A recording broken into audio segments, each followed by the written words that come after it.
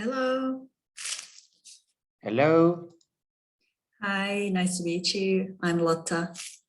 Hi, Lotta. How you doing? I'm closing this. Okay. I'm good, thanks. How are you? Can you hear me well? Yeah, very well. You have a Excellent. nice background as well. That's great. Thank you, Lotta, for this kind invitation to participate in the webinar. And my apologies for Joaquin, on behalf of Joaquin Hernandez Brito, the director of Procan, that because he is, now dealing with this. I guess you're aware of the emergency of the volcano in La Palma, in the Canary Islands, and he is now coordinating all the technical operations also there in order to monitor the ocean affection by the volcano there. So it's an emergency that we have to cover. Of course. And unfortunately, he couldn't make it for today. But I hope I can represent Procan. Definitely, and thank you very much for jumping in for him. That's very much appreciated. Shall we check your? Do you have slides that you want to? Yes. Shall we check your screen sharing quickly? Just a second. Sure. I will give you the presenter rights. Now you should be able to see the share screen button on the bottom of the panel. Yep.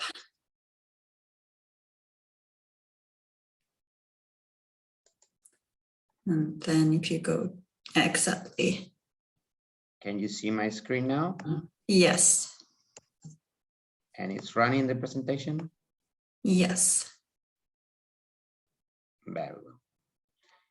It is, well, this is the crucial slide here that I hope that will join the requirements of the webinar, which is mostly try to give tips and in terms of what we are doing to engage with our stakeholders. Great. And well, then just examples of our activities that can you see the video right now? Not sure. Yeah. I wasn't sure if it was going to work, so I just leave this one, but and just example of the projects where we are participating. I didn't focus only on ocean energy. I hope that is not a problem, and I also included offshore wind. I hope that well, but I can go fast on that. Yeah, well, I was going to say that we ideally would only focus on wave and tidal, and also 10 minutes is a short time, so maybe if you cut somewhere, that's where you could cut, so you kind of more like focus on the on the community engagement aspect as well. Sure, Lotta. No worries. Great, thank you.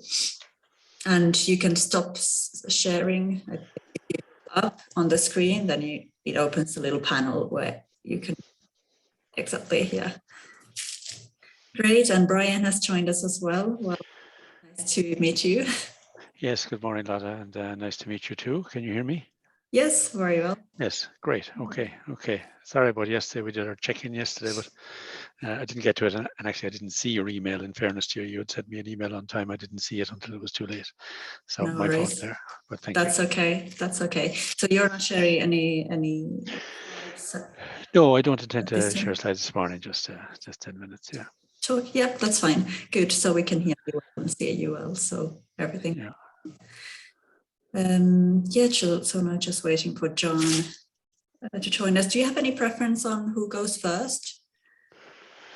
No, not from my side, no problem. No, not from my side. Okay, I think. Yeah. I wonder, could you help me with the pronunciation of your name? I'm sorry, I don't want to try it without your Hello, approval. You have done it perfectly. You have done it perfectly. Yes, okay. Ayos. Okay. Ayos. Okay, great. I wanted to ask that as well, to be honest. Indeed, the final E, it is pronounced E in Spanish, so it'd be Ayose. Ayose, yeah.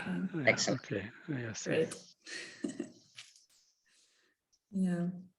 All right. So in my notes, I have Brian first, then Ayose, and then John as the last presenter. Is that okay? Are you happy to start, Brian? Yes, I'm happy to start as you wish. Great. Great. Excellent, Lotta. So the idea would be 10 minutes presentation and then question after each presentation, or we leave the questions for the end? Normally, I would say that we take questions at the end because usually it takes time for the to actually type them. But if there are any specific questions during the presentation, I might take one in between the presentation. Normally, I will do that in the end. And I think I mentioned that you're also, discuss amongst yourselves and ask questions each other. So it's more like a discussion. I have questions myself, and of course I will take from the audience. Great. We have 72 registrations now, which is a very nice number. Yeah. So that's the audience you'll be speaking to today. Very good. And yeah, I think that's all. So just in terms of during the presentation, it would be nice if you have your camera on, obviously, but when others are speaking, you can turn it off and of course mute yourself. And then during the Q&A, just turn the camera on as well. And don't forget to silence your phone, which I just did. Yes, good point. That's terrible. Excellent. So if you wish, I'm going to stop my video right now. Yep. Okay. And when we start, I will mute my microphone. Great. Yeah, I'll mute also, and I can, I can do the same.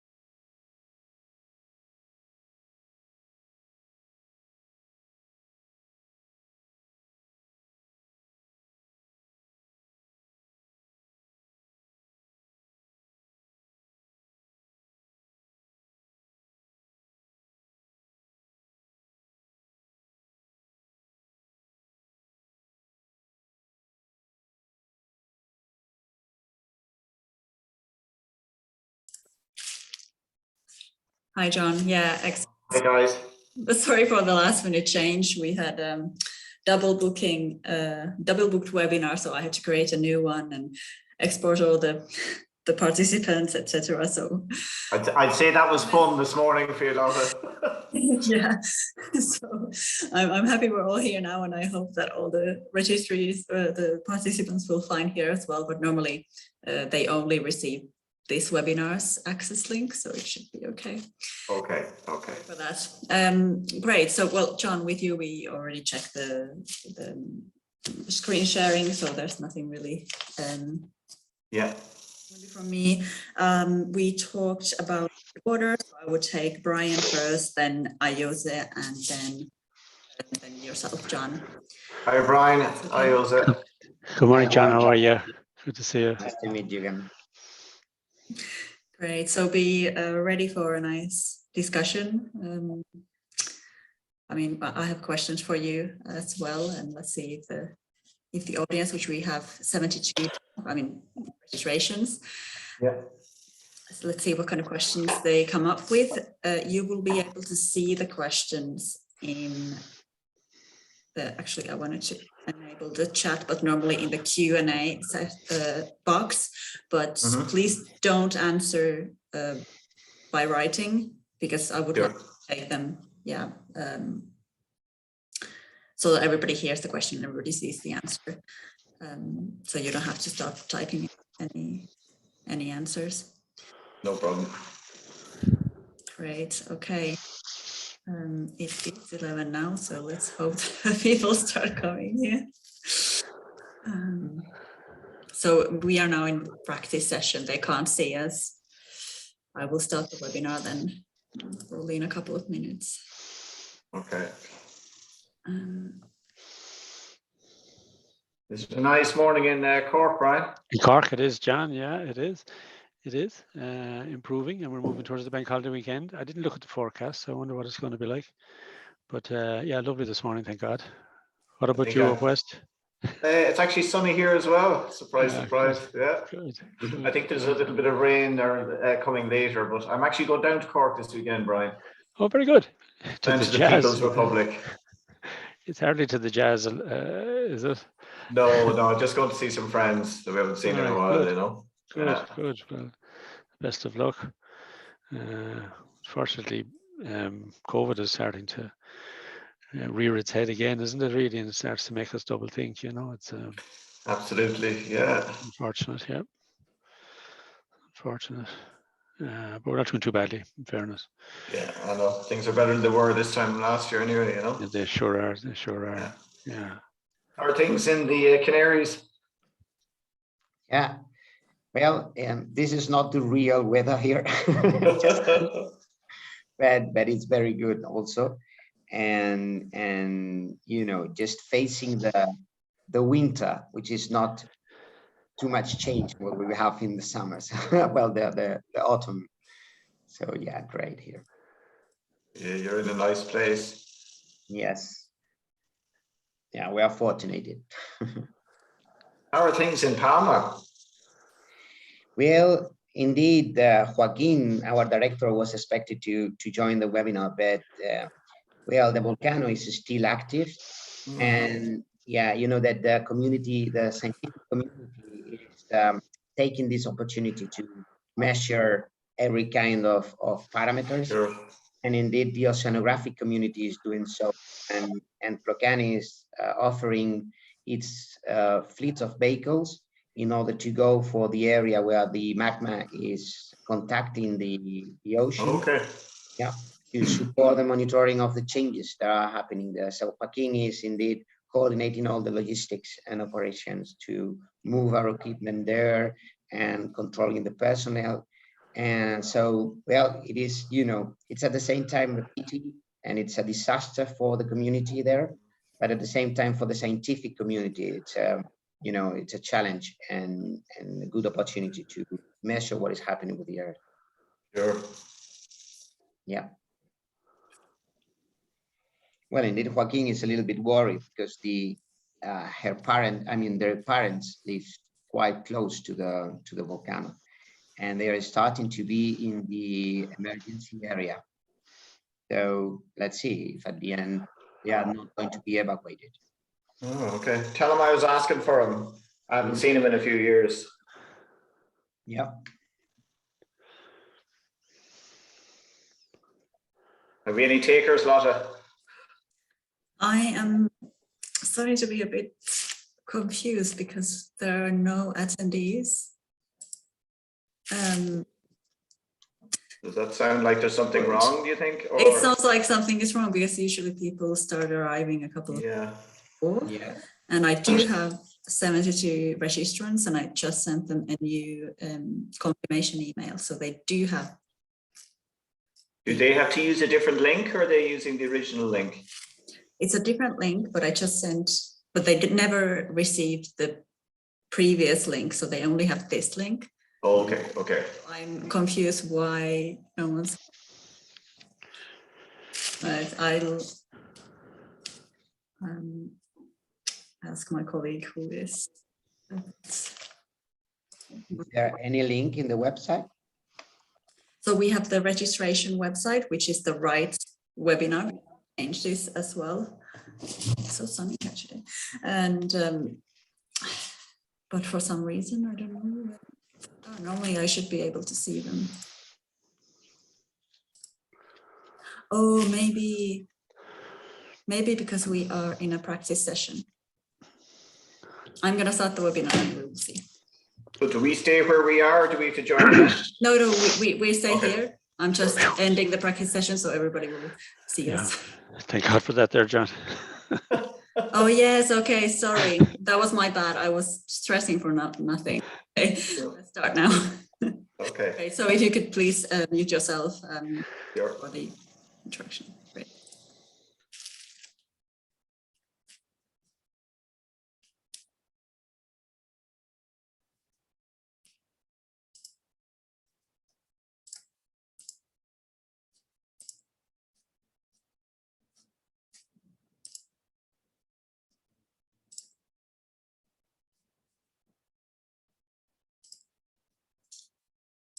All right, you should be able to see my screen. Sorry for the slight delay, but we are here now. So welcome everyone to this Egypt Ocean webinar on local community engagement with ocean energy projects. My name is Lotta Pirttimaa. I'm the project officer at Egypt Ocean, the European Technology and Innovation Platform for Ocean Energy that aims at accelerating the sector's progress by sharing knowledge and experience among the sector. So Egypt Ocean is coordinated by Ocean Energy Europe together with Technali at the University of Edinburgh and Wavec Offshore Renewables. And the webinar today will be recorded and you can find it on our website, egyptocean.eu, along with the slides presented today.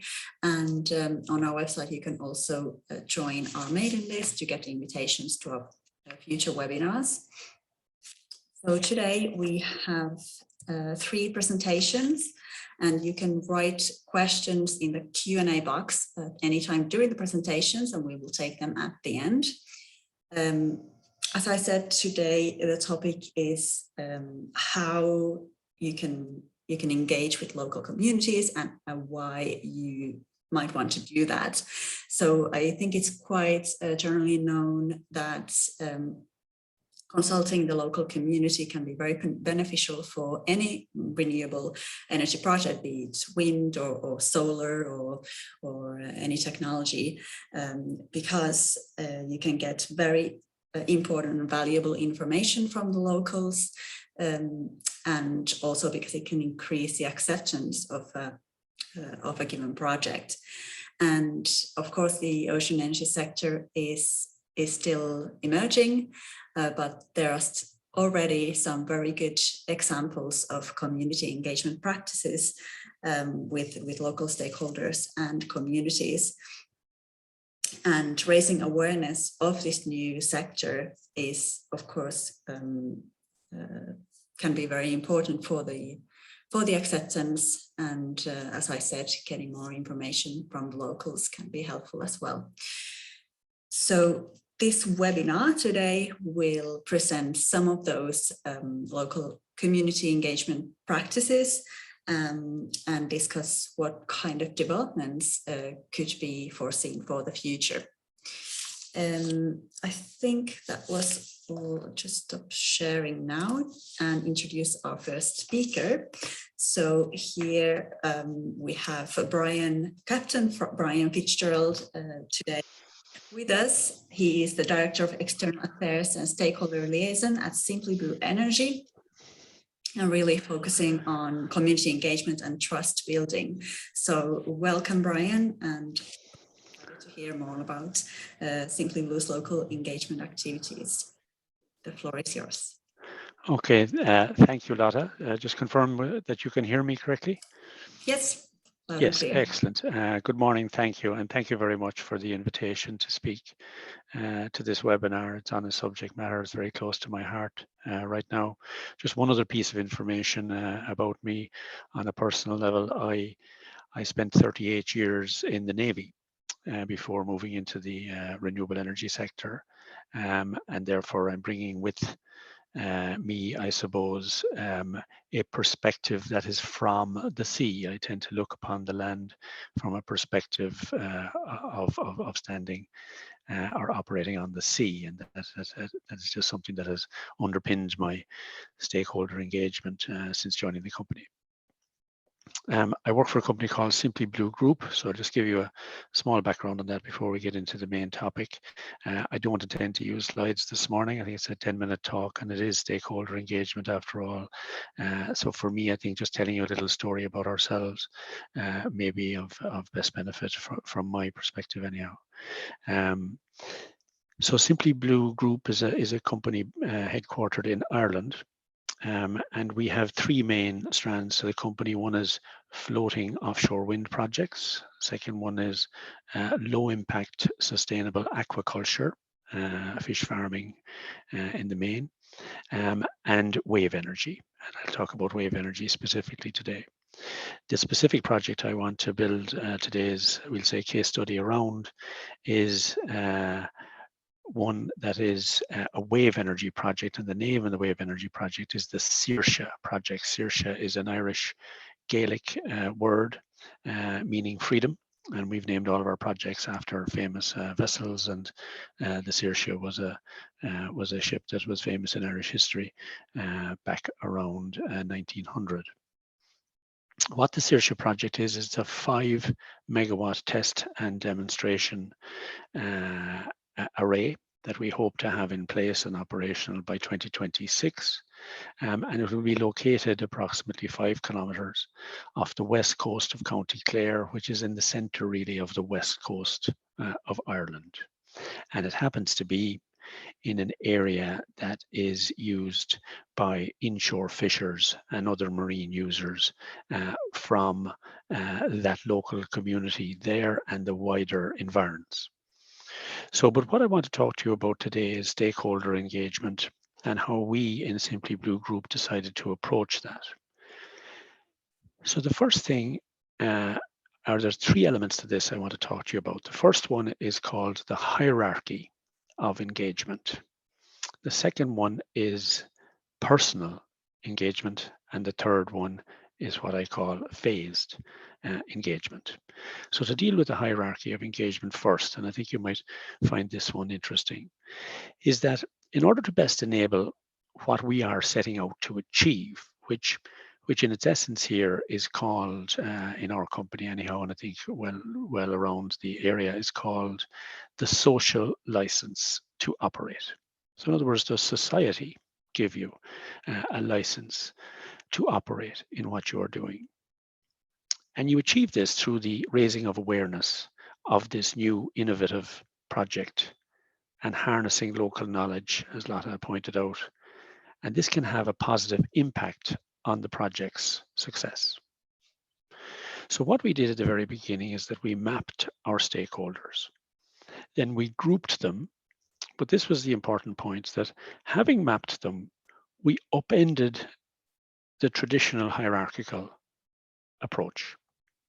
So our stakeholder groups emerged as government, big government, and small stroke local government, and representatives and officials associated with that. industry, right across the industry, and civil society. And saying it thus, government, industry, and civil society is a traditional hierarchy. However, if we were really to put our values into action, and this is something that our company is very keen to do, you can see it written on the walls behind me, our values of diversity, responsibility, integrity, passion, and courage, that if we were to do that, then it would be better if we inverted the hierarchy and put civil society first, followed by industry, with government in third place. And there are obvious advantages to this, and some of them include civil society then does not feel that they were informed last. And this is a common feeling among civil society and elements of coastal community, for example, whereby they feel that they were the last to hear about something. And therefore, the extension of that is that their opinion was not taken into consideration. Whereas actually, if you begin from the position of placing them first, you assuage that.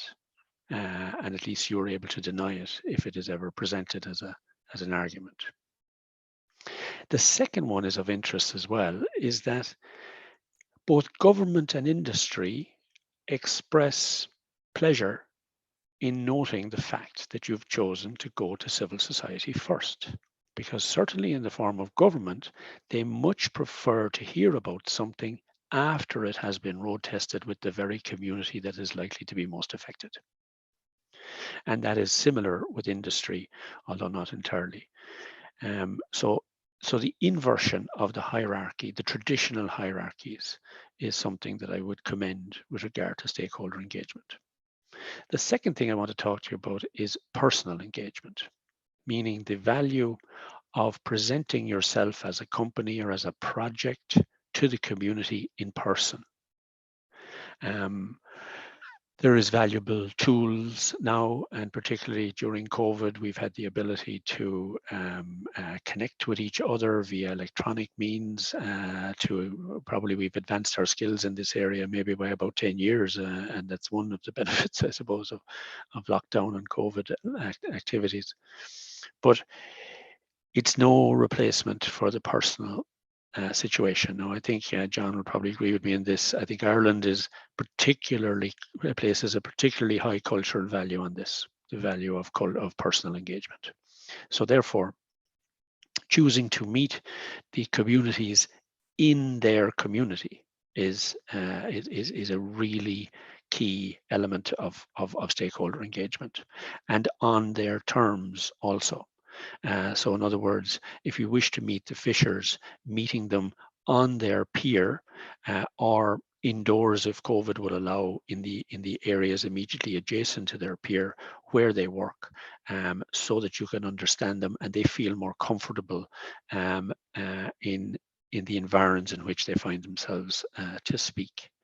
And that is invaluable. What is key then to developing this personal engagement and turning it into a personal relationship would be you find avenues to reproduce what you heard in visiting the community. An example would be to put an article into their periodicals or their magazines and feed back to them what you've heard and demonstrate that you did hear.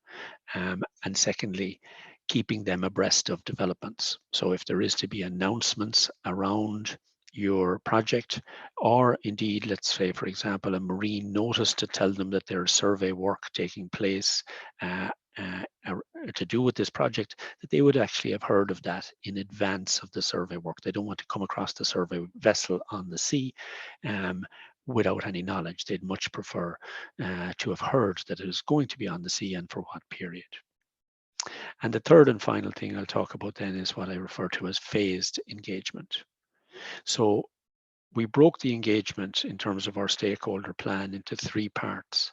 The first phase is called inform and listen. And everything I've spoken to you about already in terms of the personal engagement is we'll say, an experience of what happened when we did go on our first visits. And we visited all of the piers that surround the project area.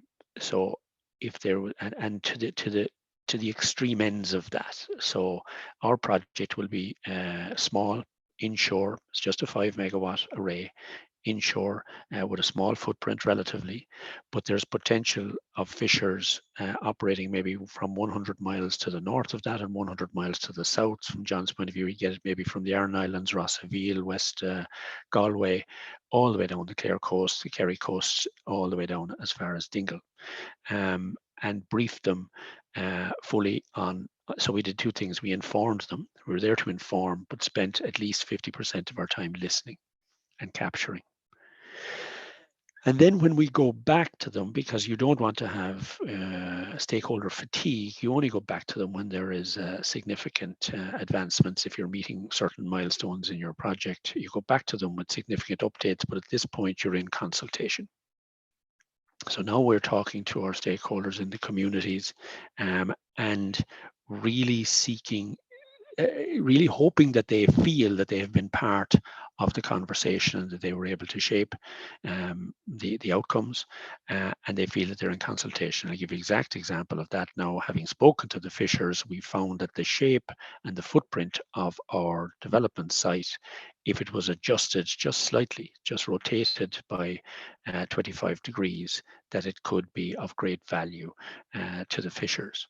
And we also, for example, visited the surfers, the surfing community, because this is close enough to shore and there is a very strong surfing community in the area. So they're just two examples of people that we met there.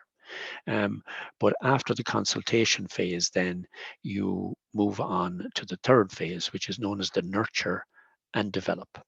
And the key to all of this is that the stakeholders feel that they were part of the conversation early, that they were prioritized, and that they remain part of the conversation to the very end.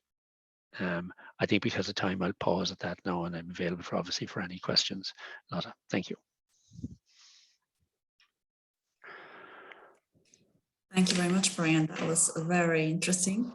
I'm sure we will receive some questions. We'll take them at the end of the three presentations. So now I would then like to introduce our second speaker, who is Ayoze Castro from Plocan. He's the Research and Innovation Project Manager. So we go from Ireland to the very south, the Canary Islands, where Plocan has been even awarded for their local community engagement activities. So I'm very happy to hear more about that. The floor is yours, Ayoze.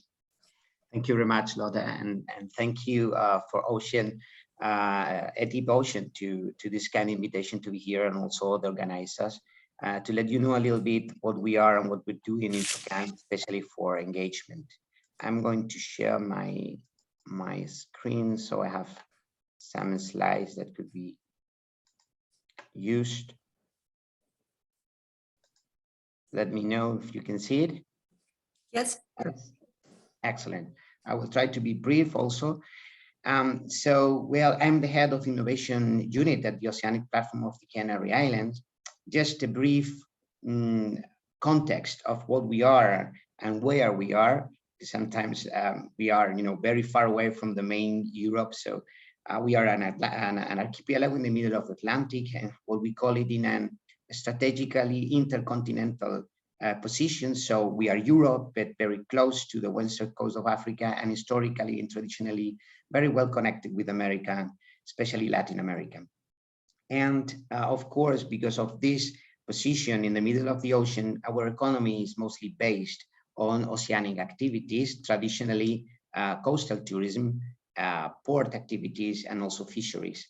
But in the last decades, we have been trying to change or switch this dependency of traditional activities to more emerging commercial activities, including, of course, renewable energies and offshore aquaculture.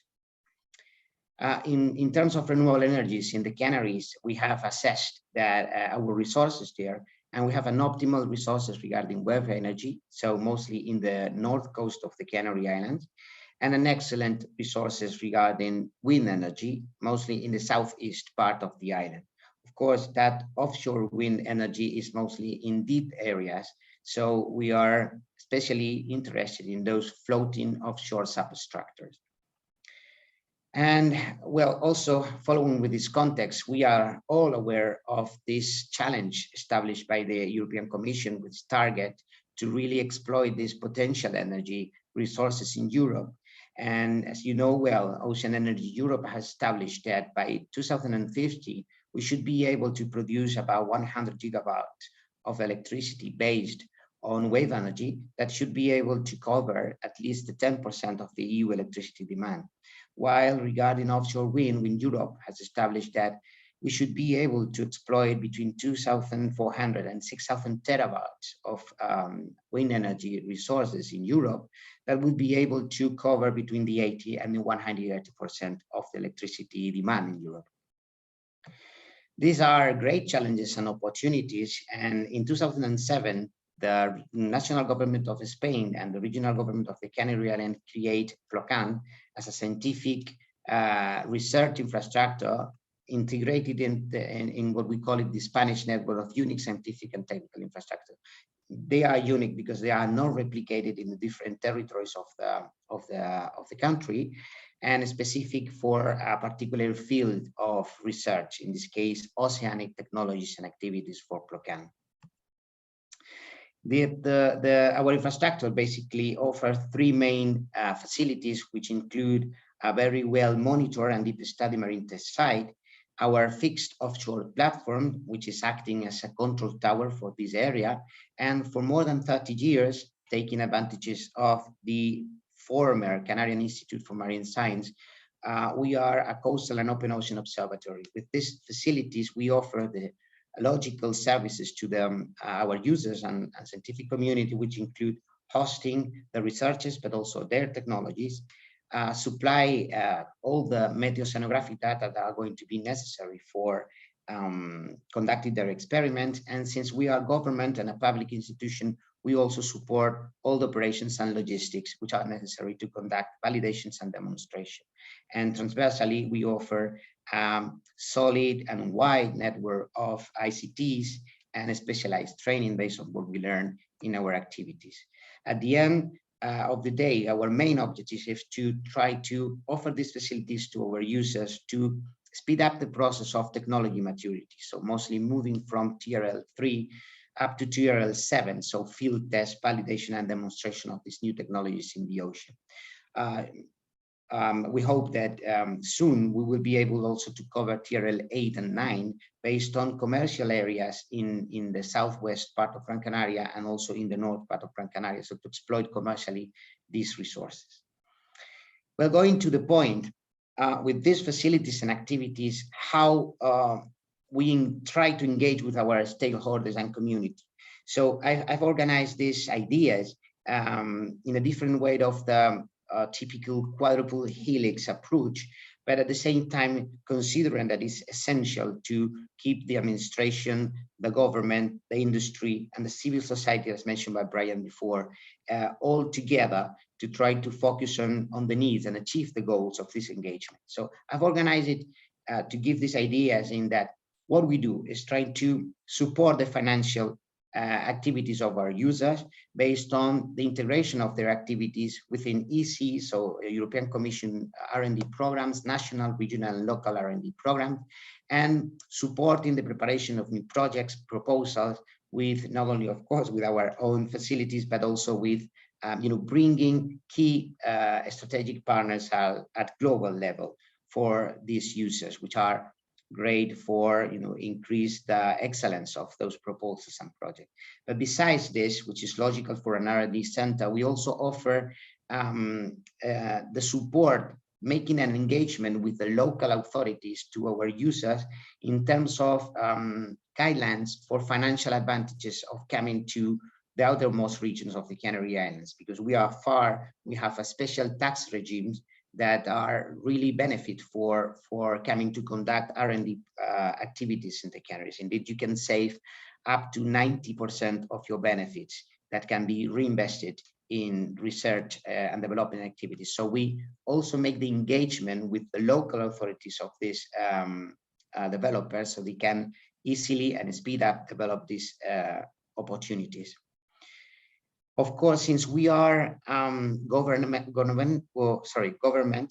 based on the national and the regional, we also speed up the process of permits and authorizations, acting as an intermediary with the relevant administration in order to facilitate the access of these users to the ocean for real test, validation, and demonstration. This is, as you know, a process which is not easy and is very specialized or specific depending on the activities that are going to be conducted. Of course, it's not the same if we wanted to connect a wave energy prototype directed to the grid, or if we wanted to produce fresh water, desalinated water, or if we wanted to associate that with aquaculture. We need different permits and authorizations, so it's essential to create this connection between our users and this community with the relevant authorities in the Canaries to facilitate this. And we act as experts, let's say, in permits and authorizations. We also, of course, trying to support all the logistics and operations, let's say, for the different phase that will be needed for the deployment. So we produce local engagement between the users of our infrastructure with them relevant stakeholders in the Canary Islands, which include port services and authorities, shipyards. We have 3, for instance, in Gran Canaria, towing companies, subsea specialized companies, professional divers, consultancies, etc. That has also that they are part of our network of stakeholders for different projects and activities, so we can recommend, act as intermediary with these users, so they can speed up the process of creating their prototypes, build their prototypes in the Canaries, and also going to the ocean to test them. We do this by creating introductory meetings, using our own facilities, and facilitating the connections. And as well, when it's necessary, we act as co-responsible for different phases. For instance, supporting the moorings, supporting the anchoring system, or mostly the environmental evaluation or monitoring of the project. And then the last but not least, also perfect, well developed by Brian, we also need to increase awareness of what we are doing with the civil society, but also with the governmental activities, administration, etc. So with the relevant QH activity, not just local, but also internationally. So promoting events, forum, and different activities to increase the visibility of our users, and also contribute with this to increase the social acceptance of activities that we are developing together. Well, just to finalize, very, very brief, Procan is a very relatively small organization, just 30 fixed employees with temporary staff. But we are proud to say that we are very active in doing this, what I mentioned at the beginning. So creating proposals, projects to connect, engage the different actors that are needed to develop further this sector. This allows us to have nearly more than 300 partners in our stakeholders, let's say, portfolio that help us to do this. And of course, to increase our participation in several networks, including Ocean Energy Europe.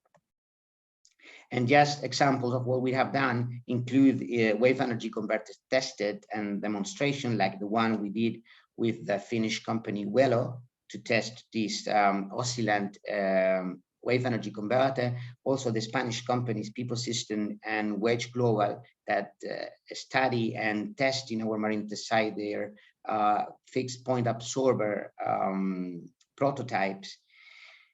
We are also very interested not just in use the wave energy to produce electricity, but also to try to use it to pump salty water.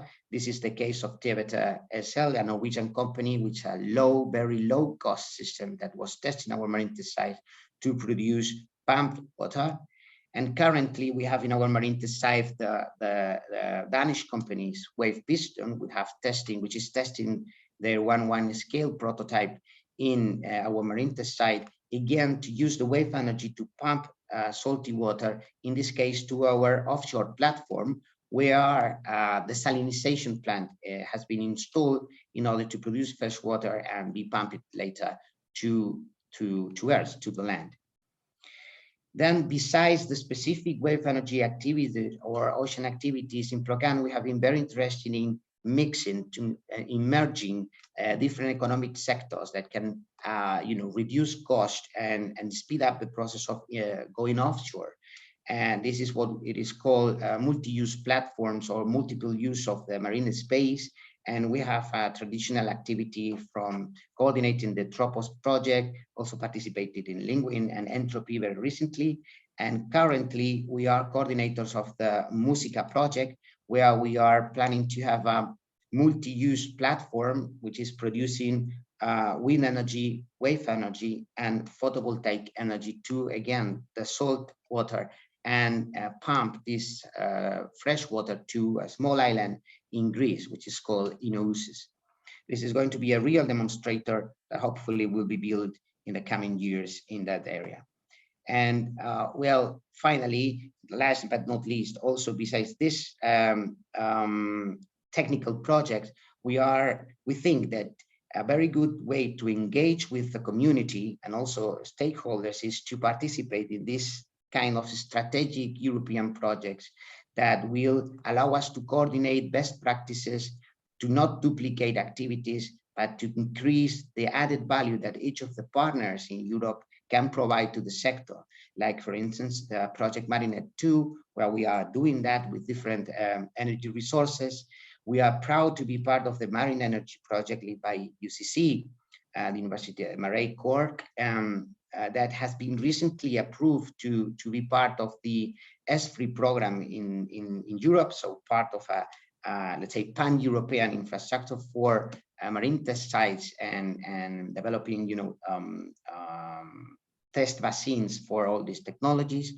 And also currently we are also part of the Ocean Set project, again, another strategic project that is trying to support the development of these oceanic activities based on 6 specific technical actions, 3 financial actions to support specifically the projects, and also always with this layer of keep the sustainability of all we are doing, because at the end we want to decarbonize Europe. And well, this is an overall presentation of what we are doing and how we are trying to engage the stakeholders in a different focus, and I will be pleased to answer any questions and discussions later. Thank you. Thank you very much for that overview, Ayose. I think we will just continue with the last presentation, so we have time for some questions in the end. So, John, I let you take the floor. John Breslin is the General Manager at Blue Wise Marine, and he will talk a bit more about their community engagement strategy. Thanks, Lotta, and thanks everybody for the opportunity to present this morning. I'm just going to share my slides. Can you hear me okay and see the presentation? Yes. Okay, so thank you. I just want to, I suppose, talk about our experience over the last 10 years that we've gained in, I suppose, maintaining and developing and maintaining community engagement. We certainly didn't do everything right over the period, and I think we've a lot of learnings. By way of background, we're responsible for developing, we developed back in 2012, and currently we support the Marine Institute and the Sustainable Energy Authority of Ireland in the management and promotion, development of projects for the Smart Bay Marine and Renewable Energy Test Site in Galway Bay. I suppose we really woke up to the need to engage local stakeholders when we went to extend our lease. And that's going back now 5 years.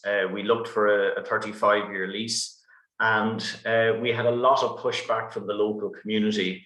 And really, one fundamental own goal, let's say, of ours was that we hadn't really got a presence in the community. We were all based on the other side of Galway Bay. The test site was closer to the northern side of Galway Bay, a community in Spittle. And really, we just had been doing our own thing and not being mindful of the impact or the attitudes of the community. So in terms of, I suppose, our learnings, Well, firstly, I suppose, why is community engagement so important? Well, by engaging with people, that automatically means that you're telling them about what you're doing, you're creating an understanding and awareness of the project. And that obviously then, even the act of communicating and developing trust, you know, it develops trust, it helps develop relationships, and that's how you can kind of get into the community. And by doing that, you can kind of shape the public opinion. I mean, there will always be people, I suppose, who are detractors, who are really nervous about or very much against a particular activity, a renewable energy project. There'll always be, as the people in the middle, in many ways, a lot will be ambivalent enough. They go about their daily, their daily lives. And then the key thing is to try and attract, to let everybody know what's happening, to be very transparent in that, but also then to try and identify and cultivate key local champions, the people that are, very active in the community. And there's huge benefit to bringing them on side. So it's a process.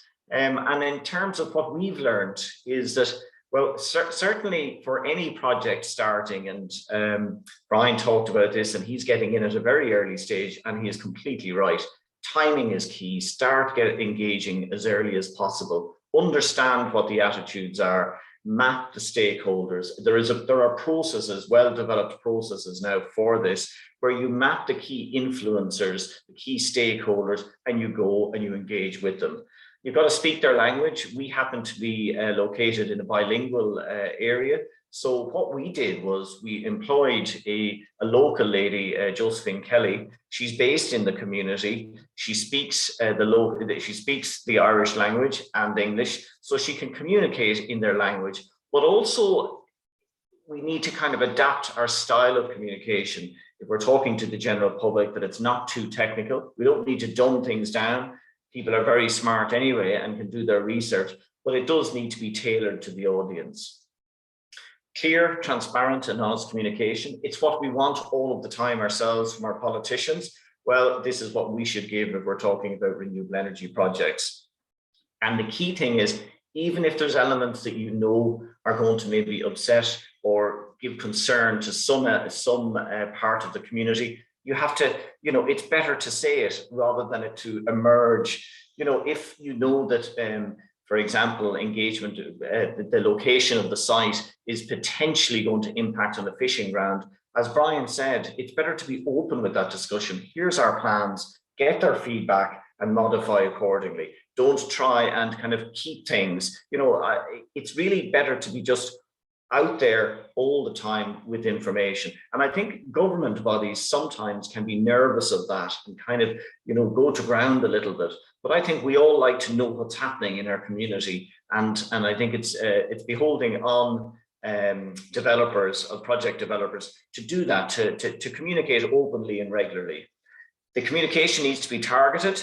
You want to sort of address fears or, concerns. The development of frequently asked questions, FAQs. So anticipating the questions and giving the answers and putting them up on the project website is a good way of doing things. It also shows that you're kind of, you're understanding the locals' concerns. People engage with people. They want to see individuals. They want to be able to speak directly and ask questions. Don't try and hide behind a logo or a brand. Trust is the #1 currency, and trust comes from developing relationships. If you lose the trust, then you'll need really to fight hard to kind of win back, I suppose, hearts and minds. And then bi-directional learning. Engagement is two ways. So we can learn things from engagement with local communities as well. So really, I suppose it's also about providing people with the opportunity to have their say. Then we can go back and, think of that and see how maybe some concerns can be mitigated.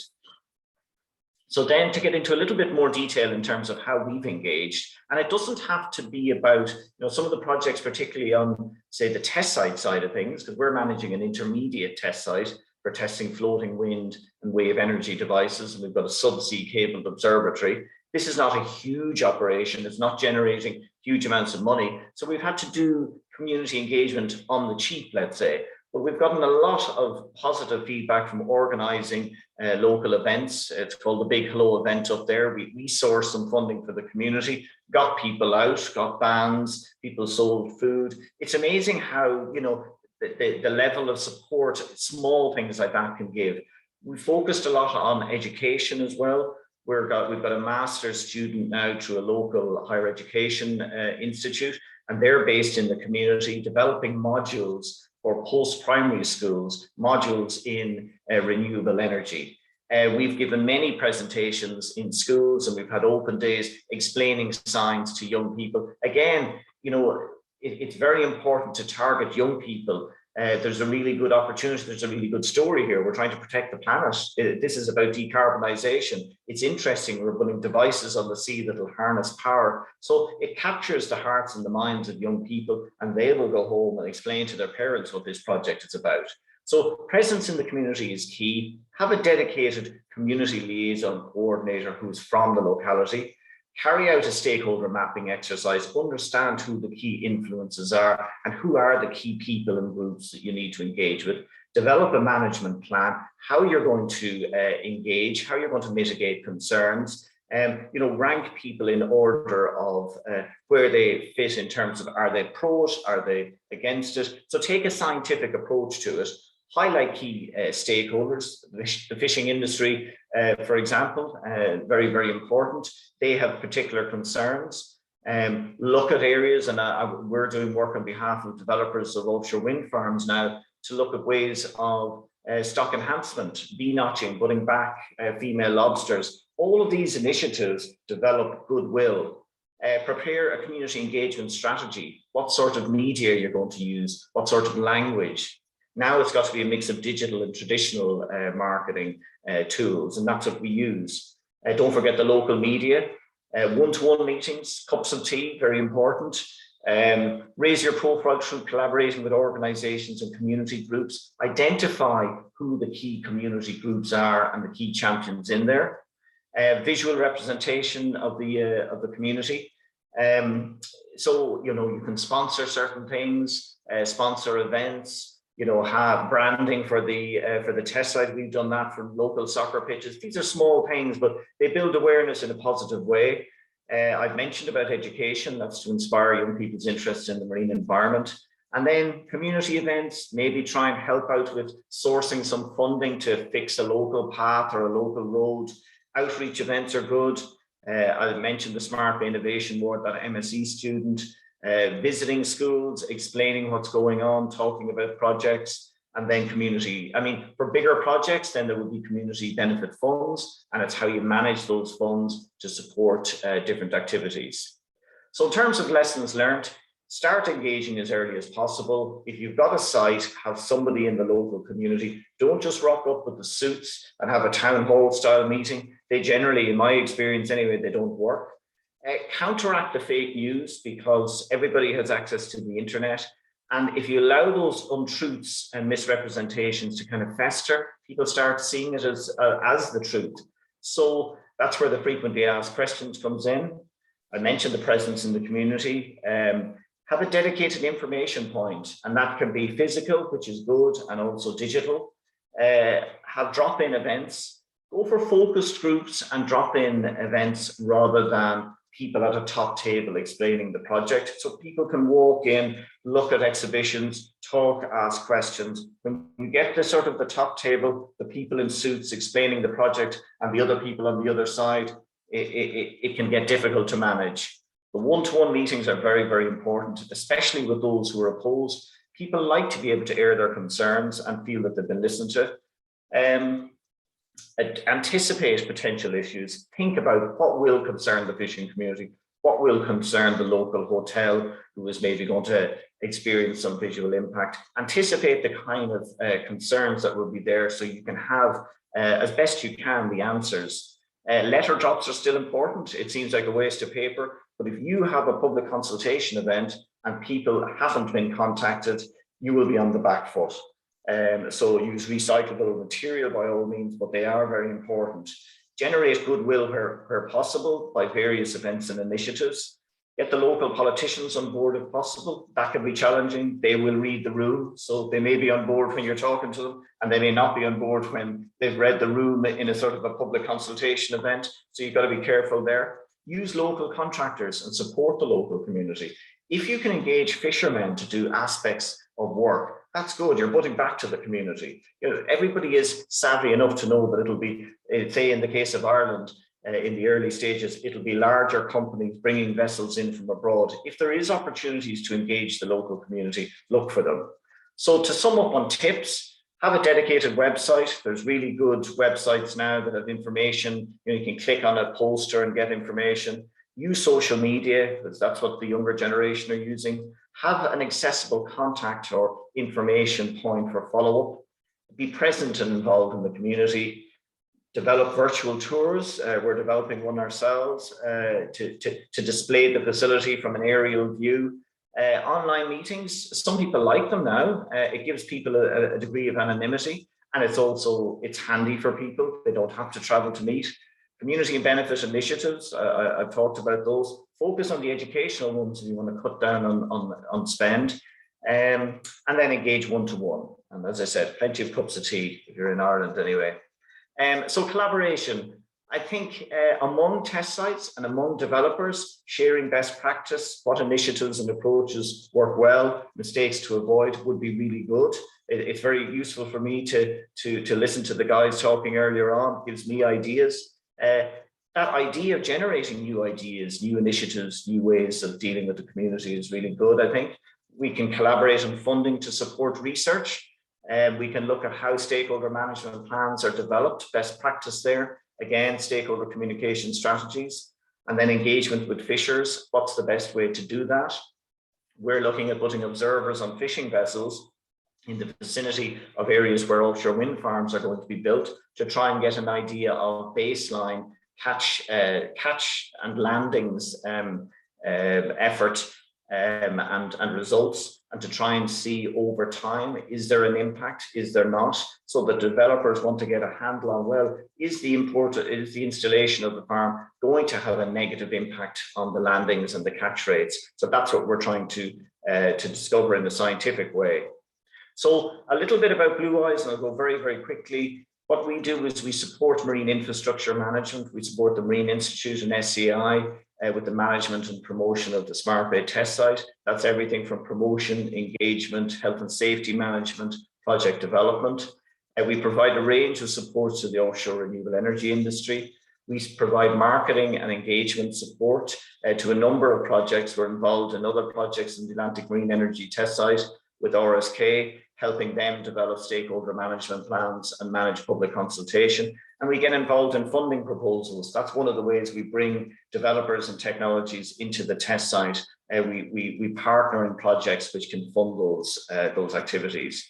So in terms of our offshore renewable energy support services, we support the emerging technologies, the wave, tidal, airborne wind, floating solar, and then fixed and then floating wind as well. We can coordinate resource assessment, environmental monitoring. We help with consenting and permitting. We understand the consenting regime in Ireland. Again, we've got a lot of experience to help project developers on community and stakeholder management. We can help with environmental surveys of birds, fish, and marine mammals. We're based in a higher education institute here in Galway, Galway Mayo Institute of Technology. So we can have access to scientists and expertise in marine mammals and counting birds. We can help with vessel selection, inspection, and procurement. We're a broker for Fara Marine's crew transfer vessels, HSEQ, tender preparation, and supply chain selection and engagement. So look, thanks for listening. Delighted to answer some questions on community engagement and discuss other lessons learned. Thank you. Thank you very much, John. Very interesting. I think that one theme that I heard from all of you is that you really need to be open, honest, and proactive with the local community, not just the government. We have a few minutes now for some discussions. So let's see if we get through all my questions here. Just feel free to jump in, even if I'm not calling if you want to answer these questions. My first one would be, I think, John, you had a long list of all the different activities that you can do. So my question is, if I was a developer and I'm going somewhere which is not my own country or my town necessarily, my region, I go there and I want to develop an ocean energy project, what would be the first community engagement activity that I would do? What would be the first? I suppose if you don't know the locality, you have to try and maybe identify some local organizations that can help you.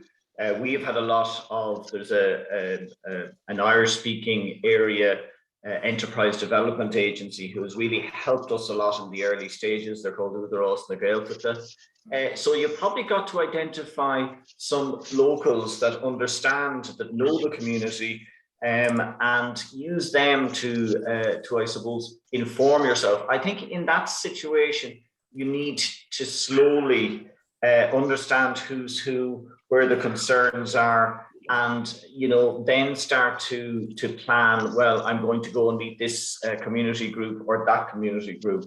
So it's very much starting at early stages, really just walking, talking, meeting people, socializing the project, and then coming up with your initial plan.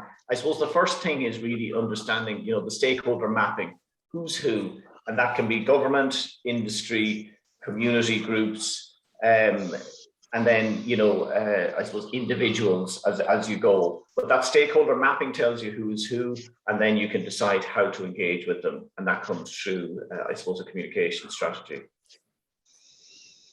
Great, thank you. Anything, Brian or Ayosa, you want to add? Yeah, I'd just like to add something is culture.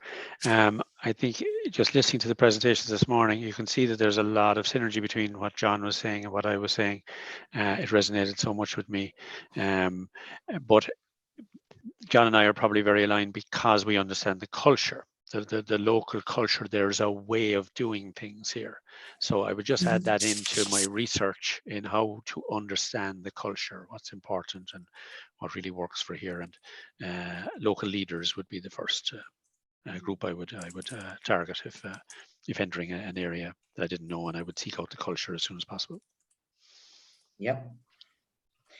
Thank you, Lotte. I would like also to add that it is very practical, at least in our experience, the use of those external commercial agencies, usually from different governments. We have national, but also regional, even local, which are specialized specifically in inform about that map of stakeholders that John mentioned, so that they make for the interested user the work, or at least advance the work of who are who in a region. This type of agencies, for instance, in the Canaries, can be found in the regional, so it depends on the government, but also at local level if you are interested in a particular island.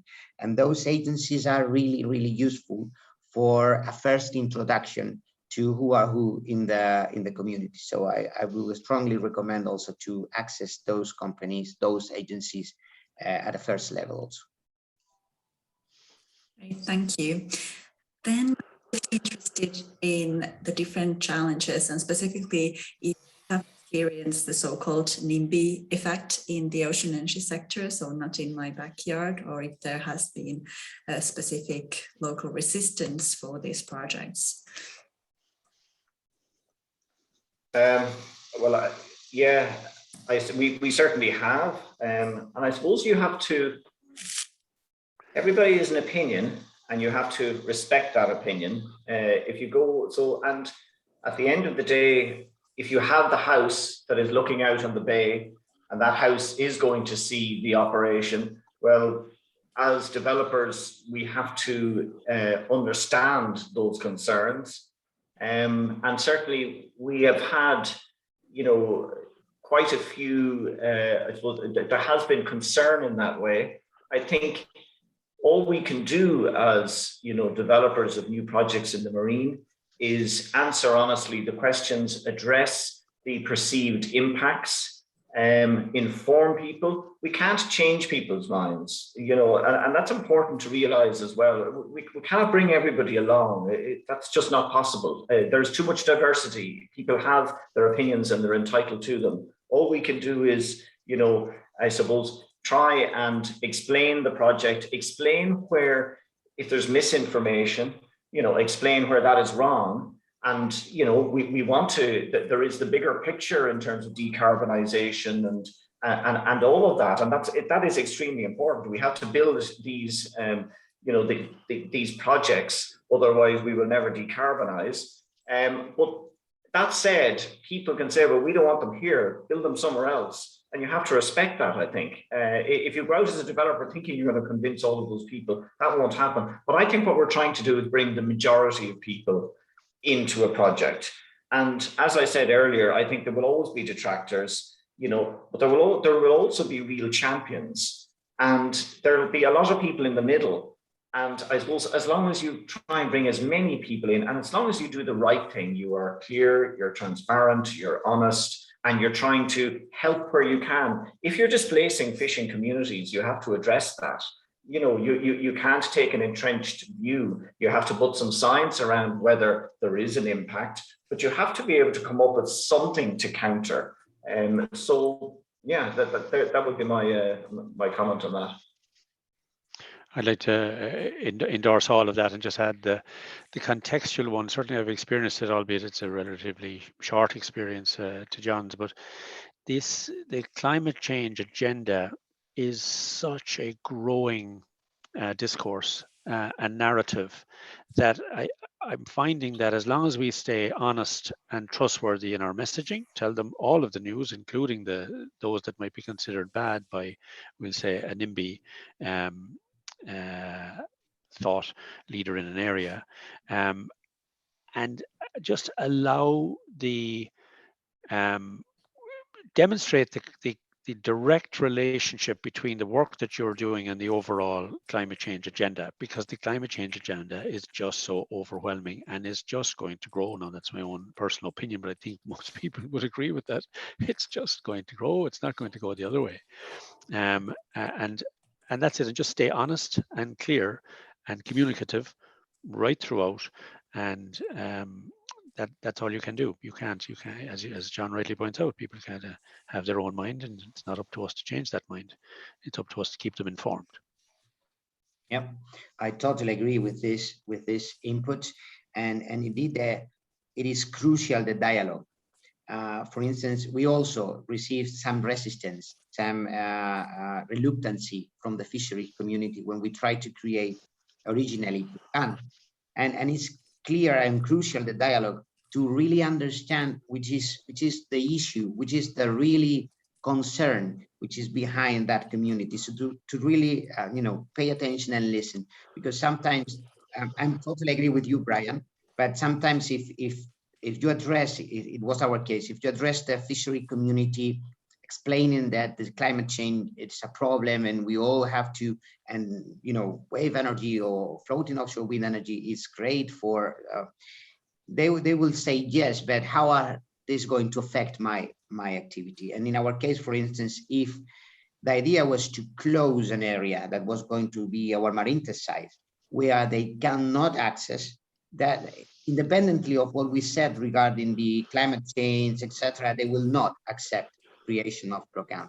So at the end, the idea was to share the space with them and just simply be aware, you know, to control the management and operations, so to not produce any conflict or damage or danger activity. And we shared the space, and in that case, they were positively supporters of our activity. So sometimes the dialogue and the key message are crucial also.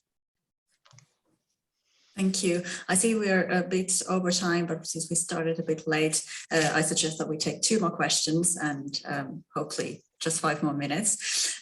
So my next question would be, you know, at the stage of the sector, projects still have quite limited budgets. So maybe it is not financially possible to do all the different engagement actions. So I was wondering what would be a low-hanging fruit in a way? Like, would it be a website or a community event, or I don't know, all the other actions that were mentioned in the presentations? Like, what would be the main focus if you need to, do it with a limited budget? Yeah, if you want to start on that, I would recommend the lowest and most important hanging fruit is get out there and be seen. Go to the community that, if this is stakeholders, go to your stakeholders, connect with them, introduce yourself, make sure they know who you are and where they can get that information. The website goes without saying.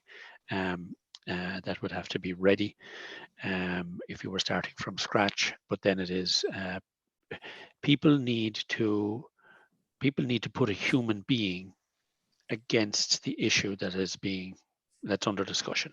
And if you are removed from that,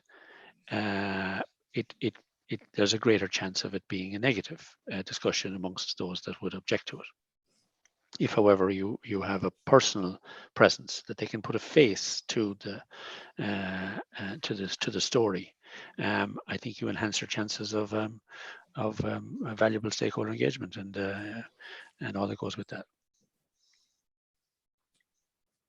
I just maybe add, I suppose it depends on the stage of the project. So if it's a project that is consented, you're in a very different, then in my view, you need a presence, and that needs to be a sustained presence in the community. If it's earlier stage, as Brian says, you need to be out there, you need to be informing. I think as early as possible, schools has a lot of, it's cheap. There's a lot of benefit as well, but it's very much dependent. Are you in public consultation phase, consenting? Are you consented? So if it's an existing piece of infrastructure that's consented, well, then you need more effort. It doesn't have to be huge money. You have to give the information. So whether it's virtual, and that's not expensive, website, that's a no-brainer, that has to happen. But you also have to have that person that can be contacted, and people interact and respond to people, not information. So yeah, some ideas. Mm-hmm. Yeah, from my side, yes, we have learned from experience that when you get focused on your day-to-day management activities, your technical activities, you may forget to make the right communication and dissemination. And besides websites and media, more technological ways of producing information, we need to focus the message to more, as mentioned by Brian, more civil society, so not a specialized message just for researchers or scientific knowledge. So use the massive media, so radio, TV, and press at local level. It is really a good advantages, and it has a lot of impact in the community to engage them. So we need to dedicate time to do that, and that is really positive for our experience. Mm. So really investing your own time and be seen, go and talk to the community. My last question would be, what would be a concrete benefit or something that you've detected from the engagement of specific project, just one thing, or in general, like has the project then been consented more easily, or I don't know, any specific benefits or financial benefits, or? To me, I think maybe, I suppose the most positive benefit would be local support, maybe not 100%, but resounding local support would be fantastic, because when it comes to, say, the consenting process, then that results in less opposition, less objections being lodged, and the regulators will get a feel for there's community behind this. I mean, that goes a huge way. I know when we were extending our lease, we had a lot of objections at one point, and it makes the regulators very, very nervous, because they know there's going to be a lot of pushback in the media, and they know there's the community is not happy. So I think for me, the lack of, I suppose, the lack of complaints and just the general support. Because I think if you have support, then, you know, fishermen will work in harmony with the developers. I suppose that's the ultimate goal, that you can coexist with the community and industry. So that's the real measure, I suppose, is down the line, you know, real coexistence and support. Yeah. If I may mention something, one of the best, let's say, outcomes of making this public engagement or local engagement, in my opinion, it would be to promote vocations in younger people, in schools, in the universities. So to move the interest of these new professions to, for instance, to access to this new sector, which is the ocean, the opportunities that the ocean offers, the sustainability which is behind. So create engineering, but also lawyers and a specialized community that will take care of the ocean and its potentialities. And so I think that doing this engagement, offering and showing that there is a future here, and creating new vocations in to exploit sustainably the ocean, that would be one of the best advantages of making and doing a good engagement activity.